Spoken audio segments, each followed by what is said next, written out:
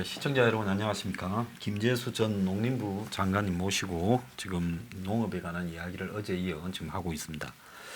자, 이 녹화하는 날 아침에 보니까 그 아프리카 돼지 열병 예. 해서 저기 지금 접경지대 뭐 파주, 연천 이런데 예. 돼지들을 다 지금 살처분했지 않습니까? 예. 그러면 이제 아프리카 돼지 열병이 걸려서 전염될까봐 미리 그 지역을 그냥 돼지들을 거의 100% 다 잡아버린 모양이더만요. 예. 그래서 이제 그러면 그렇게 많은 돼지들을 한꺼번에 도살을 하면 참 그야말로 돼지 학살인데 그 돼지들을 갖다가 그 이제 살처분했을 때 그 처리하는 규칙, 즉 땅을 파서 예. 뭐 비닐을 깔고 그래서 이제 그리고 또 밑에 석회를 깔고 또 돼지들을 이렇게 쌓고 또 뭐 약 소독 처리를 하고 또 뭐 덮고 뭐 이런 게 예, 쭉 예. 있지 않습니까? 그렇게 하는 이유는 근본적으로 이제 침출수, 오염 침출수 예. 등이 딱 이제 이 수자원 그러니까 이 수자원 지하수나 또 강으로 이 하천으로 유입되지 못하도록 하기 위해서 하는 거 아닙니까? 예. 근데 연천의 돼지 4만 7천 마리를 전부 도살해서 군부대 유지에 묻었는데 그 돼지들이 지금 핏물이 지금 하천에 번져서 임진강으로 지금 들어가고 있는 상황이라고 그래요. 예. 아마 제가 봤을 때 환경단체들이 뭐 전부 좌파들이라서 문정권 이 생각에서 입을 다물고 있었건지 모르겠지만 박근혜 정권이나 이명박 정권에서 이런 정도의 핏물 하천 유입이 됐다면 난리가 났을 거라고 보는데요. 진짜 예. 그 심각한 문제지 않습니까?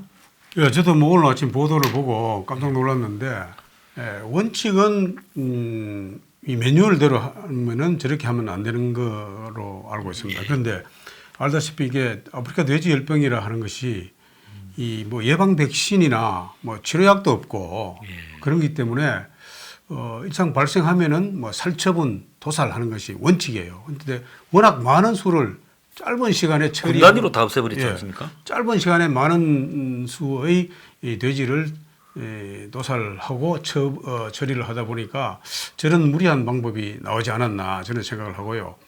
왜냐하면 이게 시간을 다투는 거고 신속히 전파되고 하니까 아마 한꺼번에 저렇게 처리한 것 같은데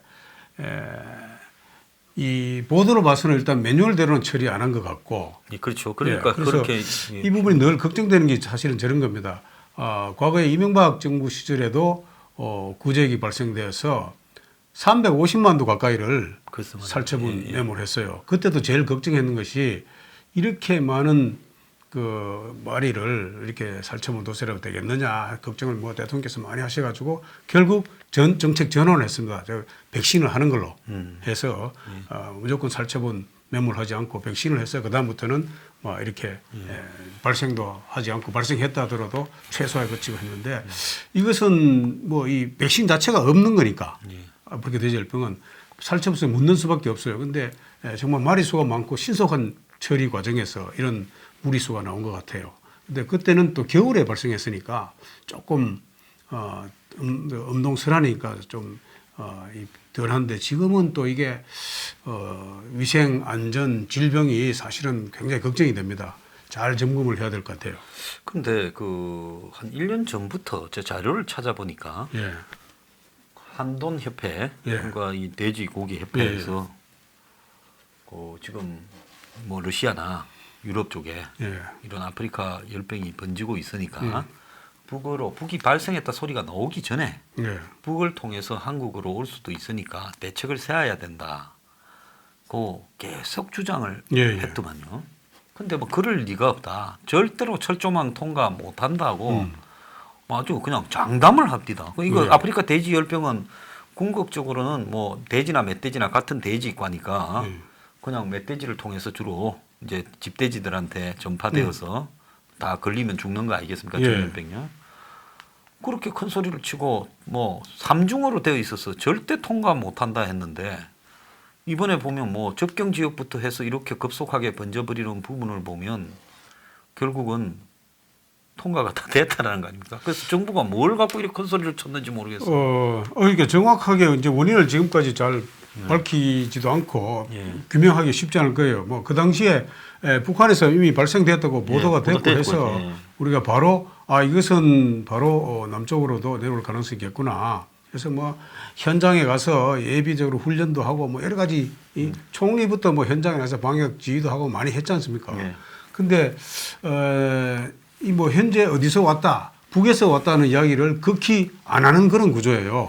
뭐 북에서 왔다고 하면은 또 남북 관계가 뭐 경색돼질 우려가 또 있잖아요. 뭐 그래서 그 돼지가 중국에서 날라왔습니까? 러시아에서 그래서 날라왔습니까? 뭐 이 다른 이 루트로 통해 왔을지도 모른다는 막연하는 그런 가능성에 기대를 걸고 북에서 왔다는 소리를 공식적으로 안 하는 구조입니다. 그런데 지금 원인이 뭐 어디서 왔든지 중요한 게 아니라 빨리 이렇게 좀 조치를 하자는 걸로 해서 아마 이렇게 한 것 같은데 여전히 이 가능성이 또 있고 또 이게 언제 또 다시 뭐 지방에서 발생될지 모르는 상황입니다. 그래서 말입니다. 멧돼지가 현재 최고 먹이 사슬이 최고 정점에 있어요. 그것도 남한에서는 예, 최고죠. 그래서 이것을 뭐 대비할 천적이라든지 뭐 이런 것도 없고 해서 전국적으로 퍼져날 가능성도 있습니다.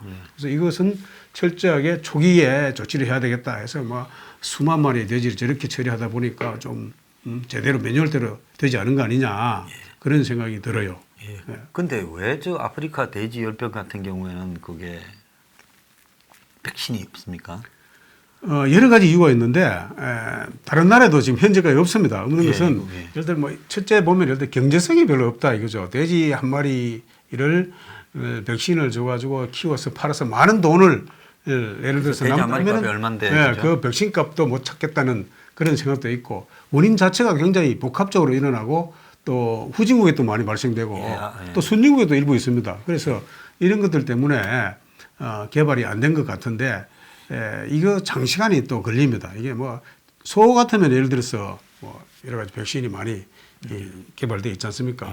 비싸니까 그렇게 한데 다양한 이유가 있고 또 이게 특정한 지역을 차단을 해서 거기서 여러 가지 실험도 하고 해야 되는데 그런 것을 하기가 좀 어려운 상황이기도 하고 특히 우리나라 같은 데는 좁은 국토이기 때문에 아주 섬이라든지 외딴 지역에서 차단해서 실험을 하고 해서 하기가 참 어려운 구조다. 그래서 대부분의 선진국에서 만드는 백신을 수입해서 뭐 이렇게 놓는 그런 상황입니다.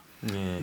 그런데 지금 보면 한 10년 전입니까? 10몇 년 전에 예. 중국에 사스가 났을 때 예, 그 조류한테만 감염되는 독감이다 했는데 예, 나중에 거기에 사스 바이러스의 변이가 일어나가 예, 그렇습니다. 사람한테 감염돼가 사람이 한 두세 명인가 몇 명 그렇습니다. 죽었지 않습니까? 예, 그래서 아이고 이제 사스가 사람한테 감염됐다. 유전자 변이가 일어났다. 예, 그렇게 해서 난리가 났죠. AI도 마찬가지입니다. AI도 예.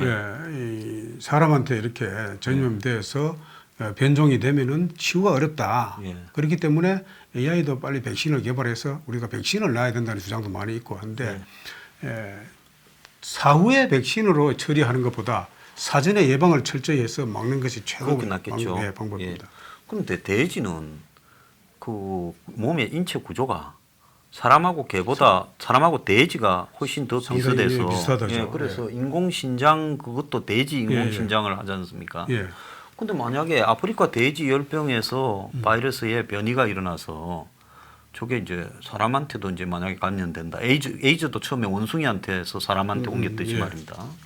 저렇게 되면 저거 뭐 거의 좀비 영화 보듯이 이 초토화되는 상황이 벌어질 수 있지도 않겠습니까? 그래서 동물 질병, 가축 질병이 예.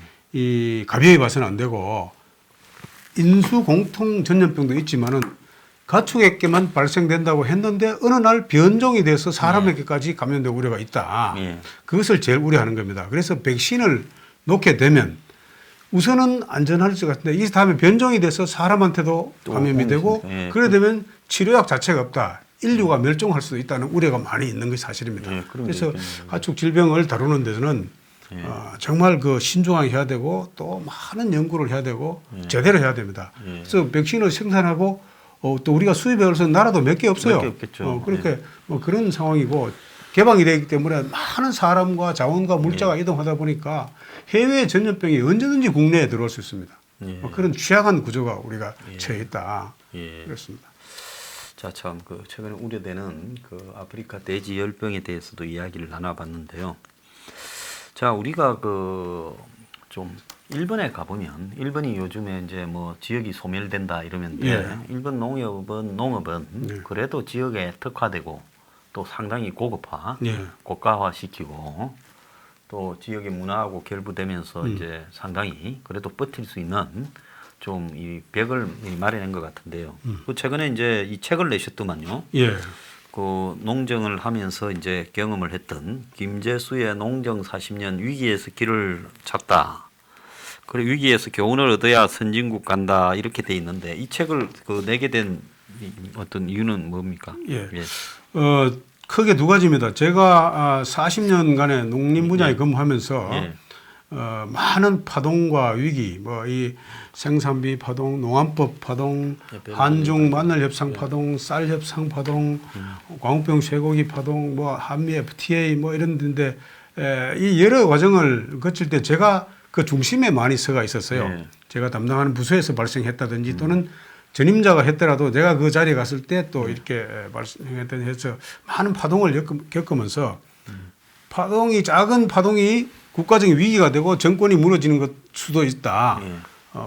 예를 들어서 광우병 쇠고기 파동 때문에 뭐 청와대 수석이 뭐 대부분이 또 교체되는 그런 경우도 있었지 않습니까? 쇠고기 협상 때 그렇게 했고 뭐 그런 것들도 보고서 현재도 굉장히 위기가 많이 상황이다. 안보 위기, 경제 위기, 외교 위기, 국가적으로 총체적으로 많은 위기입니다. 미세먼지 간단한 게 아니고 이것도 위기입니다.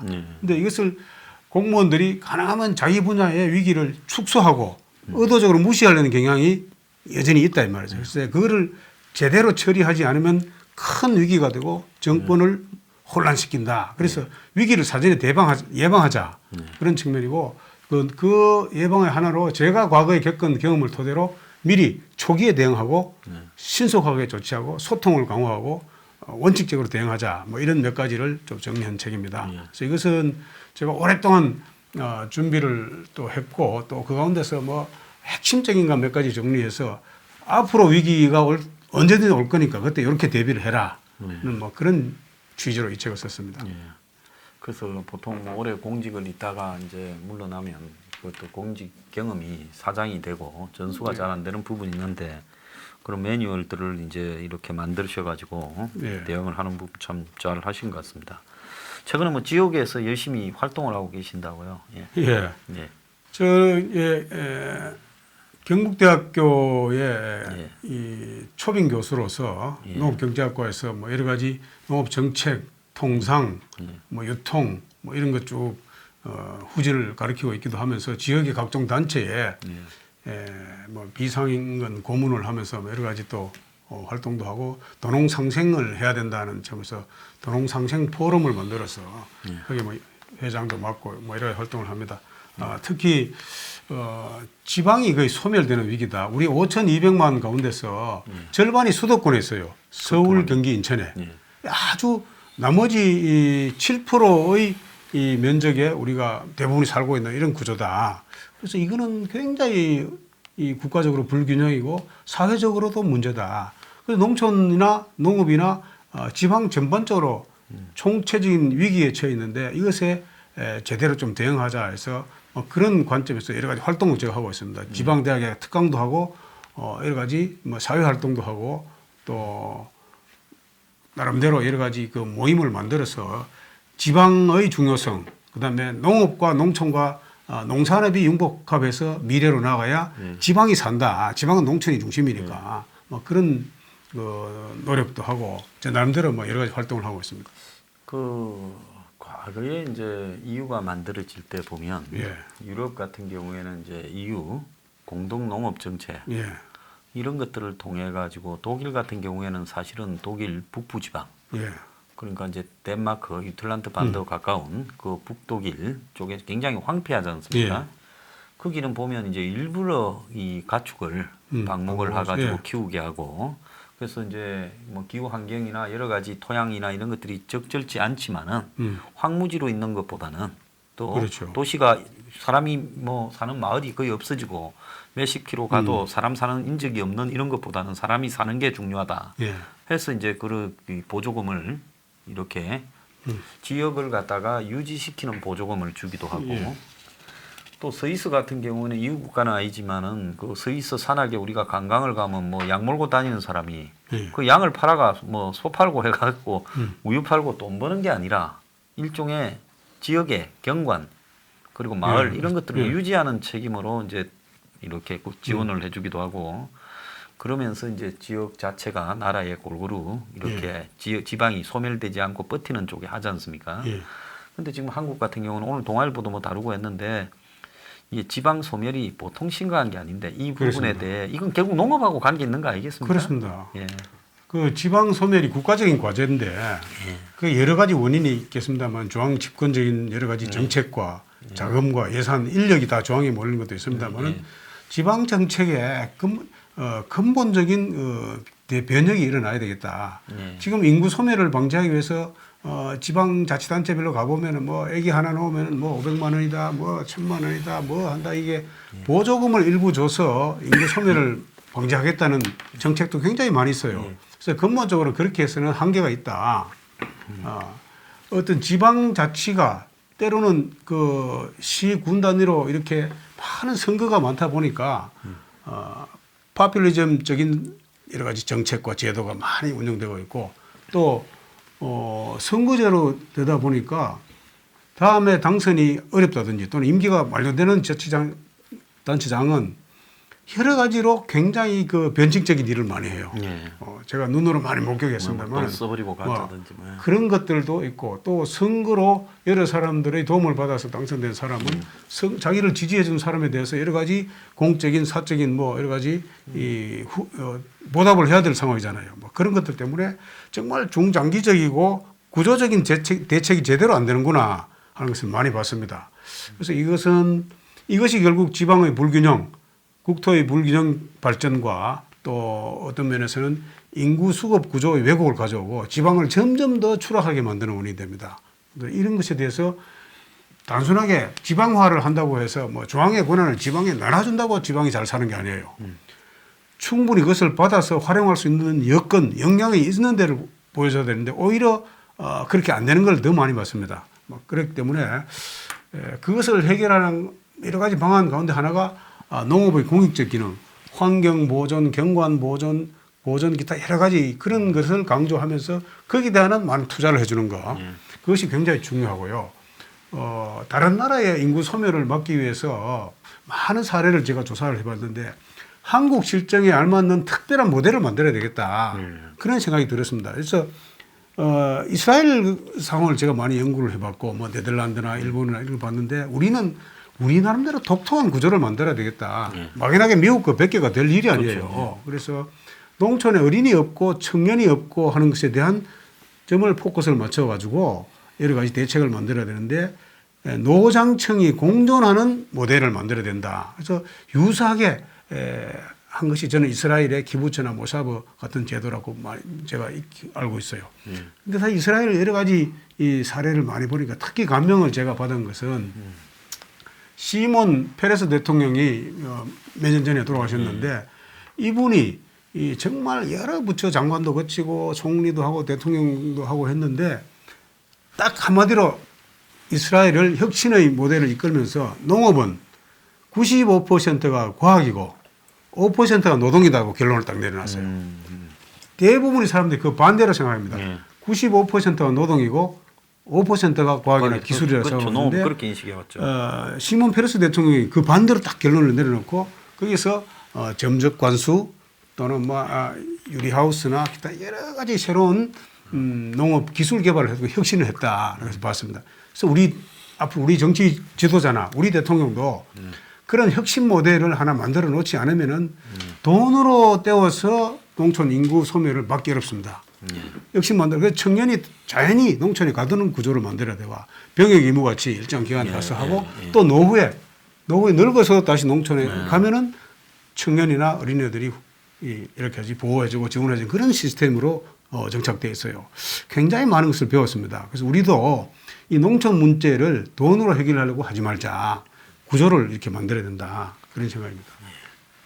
그래서 그 농업계에 오래 종사했던 전문 관료나 이런 사람들이 그 장관이나 이런 직까지 하고 나서 퇴임 이후에 이제 이런 부분들을 좀 이거 한국의 농업 방향을 농촌이 이제 소멸되지 않고 버티는 방향 예. 그게 핵심이라고 봅니다. 이제 예. 뭐 개별 농업이 무슨 발전하고 어쩌고 이런 이야기는 공허한 이야기고요. 지금 보면 지자체의 기초 지자체의 39%, 약 40%가 소멸 위기에 소멸된다, 그죠? 놓여 있다. 예. 이렇게 지금 평가가 나오고 있거든요. 30년 내에 소멸된다는 네, 거죠. 3년. 예. 그러면 기존 지금 지역의 시골 단위들은 거의 다 없어진다. 예. 앞으로 인구가 줄어들어서 군도 해소돼 버리고 거고. 그러면 뭐 농촌 지역에는 지금 강원도 보면 뭐 지역구가 군을 4개씩 네 묶어서 개씩. 지역구로 하지 않습니까? 예. 그러면 저게 이제 농민들의 대정치적 발언도 점점 줄어드는 거고 이번에도 보면 또 선거법 개정을 한다면서 영호남에 농촌 지역구가 대거 없어질 가능성이 있거든요. 예. 그러면 이제 점점 통합하면 농촌을 대표하는 국회의원은 점점 과소 대표되게 돼 있고 네. 인구 비례로만 가면 네. 지역 대표 차원이 이제 없어지고 그렇다고 한국이 뭐 상하원도 아닌데 다르게 그걸 반영할 게 없지 않습니까? 예. 그러면 전체 국회의원 중에서 농업을 대변할 사람들 숫자는 나중에 가면 한 30명, 20명 뭐 이래 될 거고 머지않아서 실제로 이제 나머지는 다 도시 지역, 수도권 이런 쪽을 대표하는 부분이 될 건데요. 이 부분에 대한 어떤 이 뭐라고 할까요? 대표성의 위기도 지금 오고 있는 거 아니겠습니까? 예, 맞습니다. 농업을 대표하는 어떤 비례대표도 지금 거의 없는 상황이에요. 거의 없죠, 이제. 민주당은 또 이제 김영건 의원이 예. 농업 비례대표로 경중가 그랬죠, 그 양반이. 예. 저기죠. 의성 출신인데, 의성이죠, 예. 의성 출신인데 그분 대가 있는데 비례대표도 지금 뭐 한 사람도 없는 상황이고, 예. 그 다음에 지난번에 지역구가 조정되면서 농촌 지역구가 대거로 없었지 않습니까? 없어졌죠. 예. 대거 없어지고 심지어 뭐 제가 농회위를 보니까 상임위원장 하시던 분도 공천도 못 받고 예. 또 농회위 한번 오시면은 조금 있다 그냥 딴 데 가버리고. 딴 데로 그냥 가서 전문성이 또 많이 결여되기도 하고 총체적으로 정치적인 그 위상이나 또는 재원 면에서도 국가 예산 농림부 예산이 지금 그 14조 5천에서 원래 2020년에 뭐 15조 3천억 정도로 네. 되어 있는데 작년보다 좀 줄은 전체 예산이 차지하는 비중은 줄었어요. 뭐 2.9%인가 뭐 이렇게 네, 되는 네. 상황인데 작년에 3.1%인데 농업을 발전시키자 해놓고 총 예산에서 차지하는 비중은 0.2% 주는 구조가 되어 있는 정말 안타까운 상황입니다. 그래서 이렇게 해놓고 뭐 경쟁력을 높이자 뭘 하자 하는 것은 공허한 소리다 이거지. 그래서 예. 제대로 쓸 수 있는 예산을 만들고 또 비중도 좀 높여나가고 무작정 이렇게 늘려나가라고 하지 않습니다만은 핵심적으로 경쟁력을 높여나갈 분야는 좀 핵심적인 투자를 좀 하자. 예. 막 그런 관점에서 예산을 좀 많이 늘려주기로 하고 우리가 역점적으로 몇 년간 해온 게 공익형 직불제예요. 예. 직불제는 이 WTO 상의 감축에 들어가지 않습니다. 예, 예. 그러니까 요거라도 빨리 하나 좀 만들자. 예산에 한 2조 2천억 정도를 직불 예산으로 편성해 놨는데 이걸 좀 높이자 한 3조 정도로 높여달라는 것이 자유한국당 주장이에요. 예. 그런데 그것은 적절한 뭐 절충선이 있지 않겠나 생각합니다만은 그거라도 빨리 통과시켜서 내년부터 좀 공익형 직불제라도 하나씩 해야 보조금 감축도 좀 줄고 농업 분야가 좀 회생의 가능성이 있다. 너무 질병도 발생하고 가격도 폭락하고 구조적으로 어려운 이 상황에서 옛날 마인드로 농촌 분야를 봐서는 안 되겠다. 그리고 선진국들 대부분이 보면 농업을 통한 새로운 고부가치를 만들겠다. 융복합 산업을 만들겠다. 고용을 창출하겠다. 인력을 육성하겠다. 뭐 이렇게 하는데 우리만 그냥 단순히 인구가 농촌에 얼마 없으니까 무시한다. 국회의원 수 자체도 인구 비율을 해버리면 굉장히 불합리하고 문제가 많이 생깁니다. 예. 극단적인 경우에 농촌 인구가 다 도시로 오는 수가 생겨요. 그렇죠, 말입니다. 그렇게 돼버리면 안 된다. 우리나라 인구가 줄어서 현재 자연적으로 줄기 때문에 영국 인구 문제 연구소가 2750년에 대한민국 인구가 하나도 없어진다는 거 아닙니까? 이렇게 줄면 속도로, 예.